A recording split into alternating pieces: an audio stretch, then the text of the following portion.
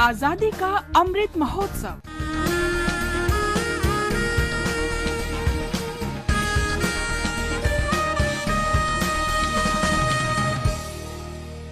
आजादी का सफर आकाशवाणी के संग। भारत का शानदार स्वाधीनता संघर्ष आधुनिक विश्व के महानतम संघर्षों में से एक है। आकाशवाणी से हम आपके लिए रोजाना ला रहे हैं इस शानदार संघर्ष की झलक।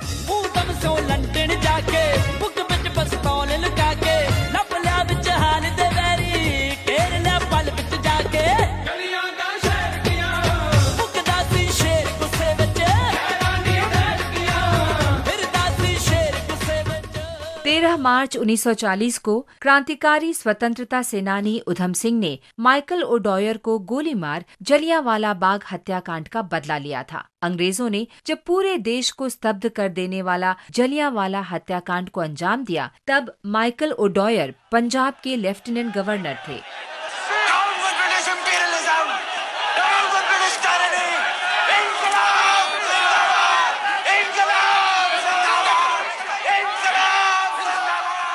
जलियांवाला हत्याकांड के समय उधम सिंह केवल 19 वर्ष के थे। उन्होंने नरसंहार के पीड़ितों के लिए राहत कार्यों में मदद की थी। इस जघन्य घटना ने उधम सिंह के युवा मन को झकझोर दिया था और उन्होंने ठान लिया था कि वे माइकल ओडॉयर से इस क्रूर घटना का बदला लेंगे। उन्होंने सही समय का इंतजार किया। वे अन्य भारतीय क्रांतिकारियों में शामिल हो कई देशों का दौरा किया और अंत में लंदन गए। उन्होंने शेर सिंह और राम मोहम्मद सिंह आजाद सहित कई उपनामों का इस्तेमाल किया। 1920 में अफ्रीका गए और 1924 में अमेरिका पहुंचने में कामयाब रहे। अमेरिका में उधम सिंह ने गदर पार्टी के साथ घनिष्ठ संबंध बनाए और प्रवासी भारतीय संघ की स्थापना में मदद की। 1927 में वे 2 दर्जन से अधिक सहयोगियों और हथियारों के जखीरे के साथ भारत लौटे। कुछ ही समय बाद उन्हें गिरफ्तार कर लिया गया और आर्म्स एक्ट के तहत 5 साल के लिए जेल भेज दिया गया।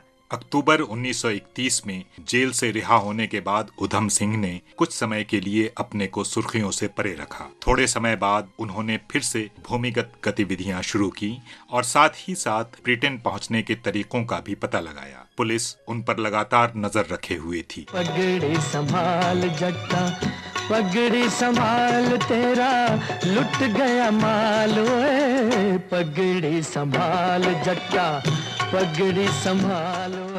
उधम सिंह 1934 में लंदन पहुंचने में सफल हो गए। वो पूर्वी लंदन के एक घर में रहे और भारतीय श्रमिकों के लिए काम करने वाले एक समाजवादी संगठन में शामिल हो गए। उन्होंने एक रिवॉल्वर तथा गोला बारूद खरीदा और सही समय का इंतजार करने लगे। 13 मार्च 1940 को कैक्सटन हॉल में सेंट्रल एशियन सोसाइटी और ईस्ट इंडिया एसोसिएशन की बैठक होनी थी। माइकल ओडॉयर भी वक्ताओं में शामिल थे। उधम सिंह को अपने इरादे को पूरा करने का सही समय मिल गया था। उन्होंने अपने रिवॉल्वर को एक पुस्तक में छिपा लिया और हॉल में दाखिल हो गए। वे एक दीवार के पास खड़े रहे। जैसे ही बैठक समाप्त हुई, उधम सिंह मंच की ओर गए, माइकल ओडॉयर पर गोली चला दी। माइकल ओडॉयर की मौके पर ही मौत हो गई और 2 अन्य ब्रिटिश अधिकारी घायल हो गए। उधम सिंह ने भागने की कोशिश नहीं की और उन्हें तुरंत गिरफ्तार कर लिया गया। उन्हें जल्द ही दोषी ठहराया गया और मौत की सजा सुनाई गई। मुकदमे के दौरान उधम सिंह ने दहाड़ लगाई। माइकल ओडॉयर इसका हकदार था। वो असली अपराधी था। उसने मेरे लोगों को कुचला, इसलिए मैंने उसे कुचल दिया। मैं 21 साल से बदला लेने की कोशिश कर रहा हूँ। मुझे खुशी है कि मैंने ये काम किया। मैं मौत से नहीं डरता। मैं अपने देश के लिए प्राण त्याग रहा हूँ। भारत में ब्रिटिश शासन से मैंने अपने लोगों को भूख से मरते देखा है। मैंने उनका विरोध किया। ये मेरा कर्तव्य था। मातृभूमि की खातिर मुझे मौत से बड़ा सम्मान और क्या दिया जा सकता है। उधम सिंह को 31 जुलाई 1940 को फांसी दे दी गई। हम इस महान क्रांतिकारी स्वतंत्रता सेनानी को सलाम करते हैं। हम स्वतंत्रता सेनानी बुरगुला रामकृष्ण राव को भी याद करते हैं, जिनका जन्म 13 मार्च 1899 को कलवा कुर्ती में हुआ था, जो अब तेलंगाना में है। राव को हैदराबाद रियासत के निजाम के खिलाफ उनके संघर्ष के लिए जाना जाता है। पेशे से वकील रामकृष्ण राव ने स्वतंत्रता संग्राम में सक्रिय रूप से भाग लिया और भारत छोड़ो आंदोलन से जुड़े रहे। उन्होंने निजाम के खिलाफ लड़ने के लिए स्वामी रामानंद तीर्थ और कई अन्य नेताओं के साथ हाथ मिलाया और स्वतंत्र भारत के साथ हैदराबाद के विलय में महत्वपूर्ण भूमिका निभाई।